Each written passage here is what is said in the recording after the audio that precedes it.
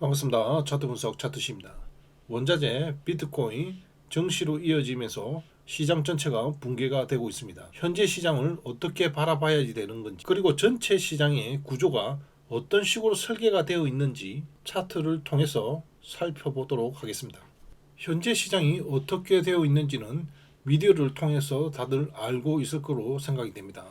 연준 의장 케빈 워시를 지명을 하면서 앞으로 금리 인하 부분에 대해서 문제가 발생할 수 있다, 이렇게 판단이 된 것이고, 달러 강세로 이어지면서 유동성 부분을 건드렸다, 이렇게 볼 수가 있는 것이죠.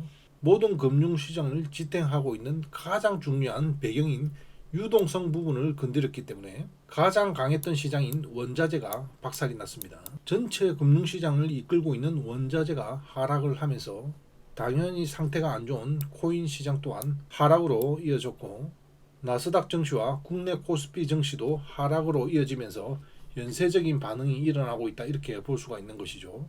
3년간 상승을 하던 이 금융시장이 연준 의장 한 명 지명으로 이렇게 무너질 수가 있는 것인가? 이 부분에 대해서 한번 살펴보겠는데요. 저는 이 부분을 달러 지수로 통해서 알 수 있다, 이렇게 판단하고 있습니다. 트럼프 집권 이후에 110달러의 강달러에서 약달러로 계속해서 하락 흐름이 있었습니다. 그리고 횡보 흐름이 있었죠. 최근 미 재무부가 일본 엔화에 개입을 하면서 단기간 약달러로 빠르게 전환이 되었습니다. 그리고 여기에 트럼프가 메시지를 내면서 95달러를 찍었던 게 가장 중요했던 지점이 되겠습니다. 달러 지수의 기준선이 95달러가 되기 때문에 이 지점을 찍었다라는 것은 큰 반등의 흐름이 나타날 수가 있는 것이고, 이 지점을 이탈하게 된다면 완벽한 약달러 체제로 간다라는 것을 의미를 하는 것입니다. 그러면 이 상황에서 완벽한 약달러로 가기 힘들기 때문에 현재까지 이어온 약달러의 저점이 발생을 했다, 이렇게 판단을 하게 되면 시장에 더 이상 유동성 공급이 들어오지 않는다, 이렇게 볼 수가 있는 것이죠. 그 유동성 공급은 상대적이어야지 됩니다. 앞에서 이렇게 유동성 공급이 된 것과 상대적으로 되지 않는다, 이렇게 판단을 할 수가 있는 것이죠. 이렇게 되면 기관 입장에서는 더 이상 증시와 비트코인 원자재에 돈을 넣을 필요가 없게 된다는 것이 핵심입니다. 다시 한 번 더 쉽게 정리를 해보도록 하겠습니다. 달러가 약달러로 진행이 된다는 것은 달러 가치가 휴지가 된다는 것과 이렇게 비유를 할 수가 있겠죠. 휴지가 된다는 이유는 시장의 유동성을 공급한다라고 바꿔서 이렇게 해석을 할 수가 있는 것입니다. 그러면 이 약달러가 저점을 찍게 되면은 더 이상 유동성 공급이 되지 않는다라고 해석을 할 수가 있겠죠. 그러면 이 전체 금융시장을 떠받들고 있는 이 유동성이 말라버리는 효과가 발생을 하는 것이죠. 이러한 입장에서 기관들이 돈을 회수하려고 들지 다시 투자를 하지 않을 것으로 이렇게 추측을 할 수가 있겠죠. 그렇기 때문에 현재 시장이 폭락 흐름이 일어난다, 이렇게 볼 수가 있는 것입니다.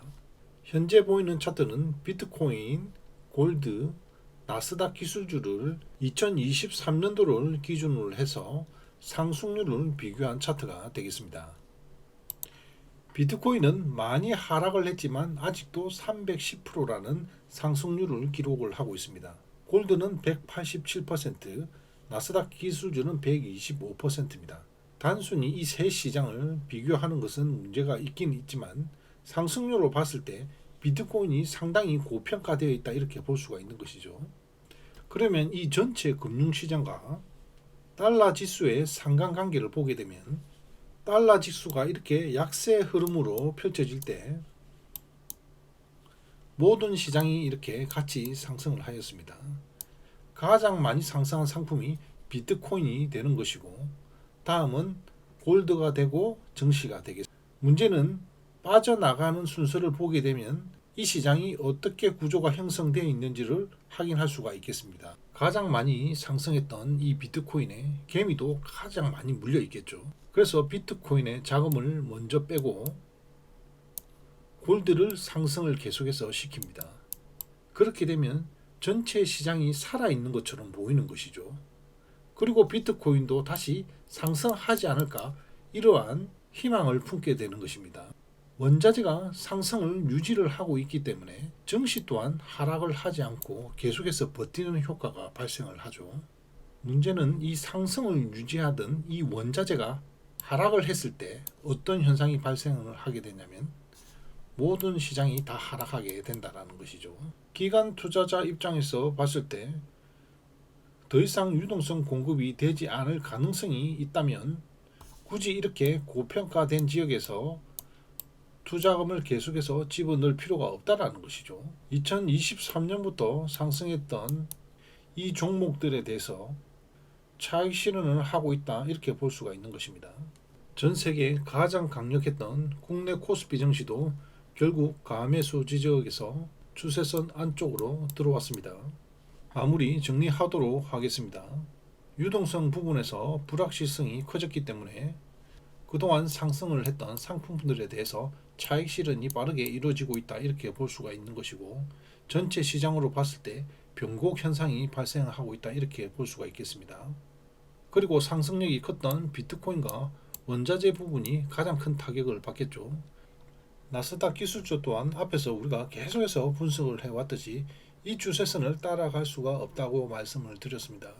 결국은 이런 식으로 흘러 들어오면서 5월선을 현재 이탈한 상태고, 연봉 시가인 25,478포인트를 이탈하면서 금일 하락 흐름이 일어났습니다. 그러면 여러분들은 장기간 상승 흐름에 학습이 되어 있기 때문에 또 다시 상승하지 않겠나 이렇게 예상을 할 수가 있죠. 물론 상승도 할 수도 있습니다. 하지만 앞의 지점과 현재 지점은 완전히 틀리다는 것을 인식을 하고 생각을 해야 되는 것입니다. 앞의 시장은 유동성이 공급되고 있는 시장이었고 전체 시장이 살아있는 시장이었습니다. 지금의 상태는 유동성 부분이 불확실해졌고 다른 비트코인과 원자재 시장이 붕괴를 하고 있는 상황입니다. 이런 상황에서 앞의 상승에 학습된 것처럼 이 부분에서 반응을 하게 되면 자칫 위험할 수 있다 이렇게 판단할 수가 있겠죠. 현재 흐름에서는 지수의 상승을 바라보기는 힘들다 볼 수가 있겠고, 전체적인 산업 모멘텀이 살아있는 반도체나 로봇, 우주 항공 분야에서 종목을 찾아서 분할 매수를 해야 될 것으로 봅니다. 이것으로 영상 마치도록 하겠습니다. 감사합니다.